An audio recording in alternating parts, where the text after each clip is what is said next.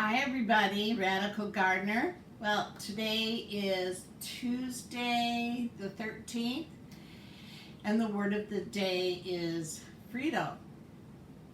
Okay, beautiful weather today, 83 degrees, like no humidity, a lot of rain last night, so yeah, pretty great. And what did I do in the garden today? I picked a lot of beans, which I'm going to show you.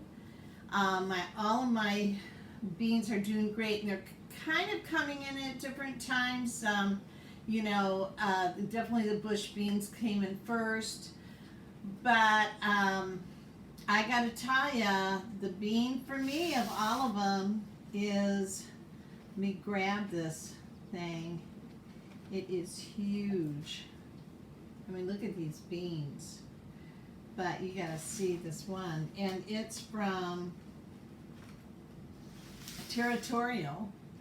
And all the beans look like this. And it's Fortex, Fortex. That's the bean that I like. I mean, it's just awesome. And it tastes delicious. Have lots of different varieties. I'm going to just kind of hold these up. I mean, I have so many beans here. Just a minute, let me pull them out of the basket. And that's one of the things that I know I'm going to really concentrate on growing next year, because it's easy to cook. You can dry it. You can use them for seeds. There's so much. They're so versatile. Let's see. All right, there's a lot here. All right. So, I mean, they're just gigantic next to my head. Look at these. So, this is how many beans I picked. I can't even hold them all. This is all the beans I picked. And it's great because they're all different shapes and sizes, and I'm sure they'll have different flavors. So, yeah, I'm just really having fun with this. I have some that are shaped like this. I have all the names written down, and at the end of my season, I'm going to talk about what I'm going to keep and what I'm not going to keep. I've already been doing that kind of throughout the summer, telling you what I really like. But Vortex from Territorial, fantastic. All right, so there's that, and it's really outdoing the rattlesnake beans that we all love, that come from Baker Creek. So yeah, really great. And then I picked the last of my lettuce. I'll be having my salad today. It's in the salad spinner. Now let's show you that. So it's that Russian lettuce. Oh, yeah, isn't it beautiful? Look how green it is. Isn't that gorgeous? Love this lettuce. So thank you, Peter, for telling me about those seeds. And actually, the only tomatoes are doing great are my Russian tomatoes, and the cosmonauts. And Peter, you told me about those too. And like I said, next year it's a whole different approach on how I'm going to be doing my tomatoes. I'm going to be ordering really good grow lights, and again, I'll talk about that when it's time. But I'm going to really get the garage set up. I mean, it already is set up. I've got lots of grow lights in there, but I'm going to bring in some that are really, where you get your bang for your buck. And I've got all the holes drilled and all the shelving and everything, so it'd be really easy for me to hook up grow lights. So I'll be doing that. Also picked some more rhubarb. I'm going to be making rhubarb pies this weekend, and so as I see the rhubarb that's turning red, and I've really become really enamored with berry pies. So I do rhubarb and berry, and I tried just doing berries, and I really need that rhubarb, that a little bit of tart. And you guys, you don't even have to make the shell, the pie shell, if you don't want to. They have gluten-free pie shells, and they're delicious. and you can just buy those at the grocery store. But of course, you can make your own pie shell. But if it's something where you're really crammed on time, really easy to do. Not very many ingredients. You throw them on a bowl, all in a bowl, and you throw them into the pie shell. So, yeah. And I'm thinking about trying to do do a dessert where there's no flour or grains in it at all. So I'm thinking about taking the fixings that you would put in a pie shell, and instead just add like almond flour and then mix it up and then just bake it in a pan, so that you have the almond flour, which will help hold it together, and then you have your sugar, and you can use honey too, and then you have your berries and you have your rhubarb, and then I always put a little bit of vanilla in. Is that all that I put in my pie? I think it is for the rhubarb pies. It's really simple. You can even add a little dash of orange juice. Oh my gosh, it gives it such a nice little tang.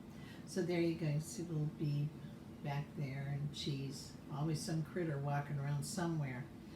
All right.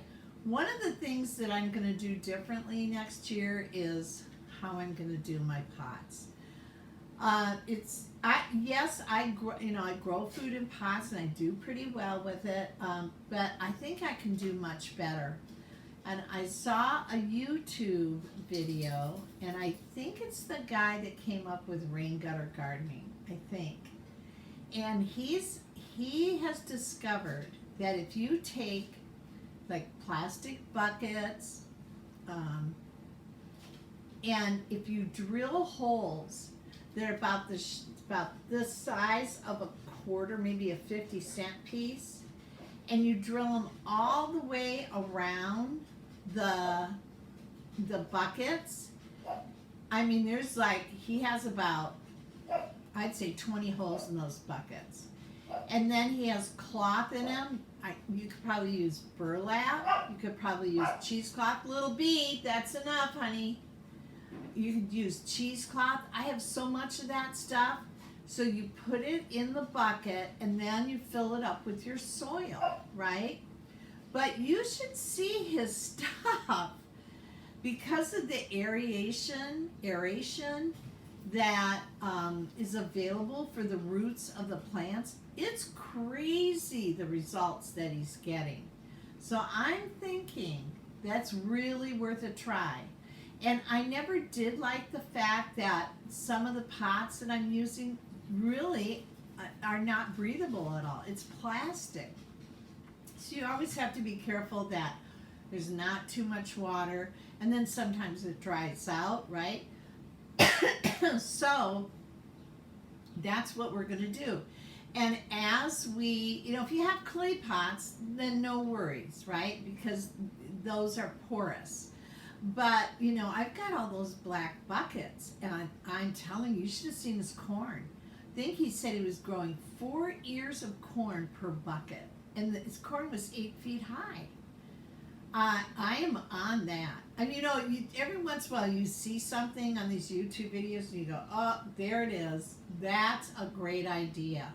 So that we're going to do it starting in September. We're going to start working on our pots. And Joe has, the electric screwdriver, and he has an attachment that is exactly that size of the hole we want. And we're going to just start working on the buckets. We'll put down some,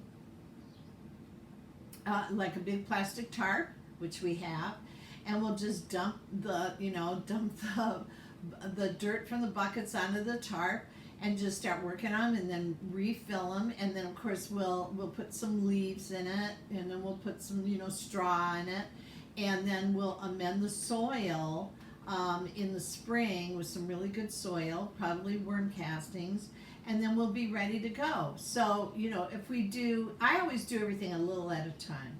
So if we do 5 pots a day, it's no big deal. Or maybe we'll just take a Saturday and just do all of our pots. But that's definitely something I'm going to do that's different. Also, too, I was putting foil around the base of my my plants, my squash, my eggplant, my cucumbers, because the caterpillars like to get down into the root there and really weaken the plant. So I was doing that today, and Peter had mentioned, one of the subscribers who's a big time gardener, that what he did is he had like open Dixie cups, and he would put a seed in for, you know, one of those vegetables, and then he'd put a Dixie cup over it, and then the plant would just grow up, you know, through the hole of the Dixie cup, and he never had problems with any kind of insects, you know, getting to his the base of his plant. So that is a really good solution. There's also DE, and I may go around and do the base of my plants, because somebody was saying after they watched my video that you could use DE, and I try not to use DE because if the bees get into it or what have you, then it kills them too. But he said the bees don't go down by the soil. And, you know, I guess I don't see the bees down by the soil. So, you know, he said just put the DE around the root. So I'm probably going to do that tomorrow too. And, you know, just to make sure that they make it all the way through. Listen, when you're in an urban garden, or maybe any garden, it's small, so I can't do the permaculture. I don't get the benefits of, you know, a lot of the cross-pollinating, all that stuff that you need to have a really, really, really healthy environment. I mean, it's pretty good. I work on it all the time. I'm learning something new all the time. But these are some really good remedies, you know. And so, yeah, I'm going to give them a try. I mean, just, you know, I just want to improve every year and get more food for my effort, because I worked really freaking hard this year. I mean, my tomatoes are starting to come around, but you know, they're in those pots, and they just can't get any kind of, you know, there's no air getting to the root. And when we grew our tomatoes in our beds, when we lived on the island, oh my God, we had the most amazing tomatoes. So, you know, they're just working at a disadvantage, beside the fact that I had them all scrunched together. And when you do that, again, the air's not getting through the plant, the stem of the plant, and so what happens, I got some fungus. I mean, I know all this stuff, and I don't know, I just like went stupid and I did it anyway. So, you know, there's a lot of things I'm doing right. But, you know, when you're a gardener, you can always do it better, right? And I'm always looking for answers. So, and let's face it, most of the time that I garden, I was just gardening, and I somehow ended up with food. I just never really worried about it. But now I'm giving it a lot of thought. And with a cosmic ray flux, it's pretty harsh. So, you know, the amount of grasshoppers, and that's really changing. So, you know, I need to kind of put my warrior hat on and really pay attention and see what I can do, you know, to make it just, you know, more bountiful, right? And hey, we owe it to the plants, right? They're good enough to feed us, so let's just give them you know, everything they need to do their job, right? Anyways, Sammy, get out of my plant. The chipmunk. Okay, guys. Anyway, get out of my plant. Well, I'm going to go rescue my plant. So, Radical Gardener, from my garden to yours, may your garden always grow. You know I'm sending you a ton of love. You know I am. Okay, you guys. See you soon. Okay.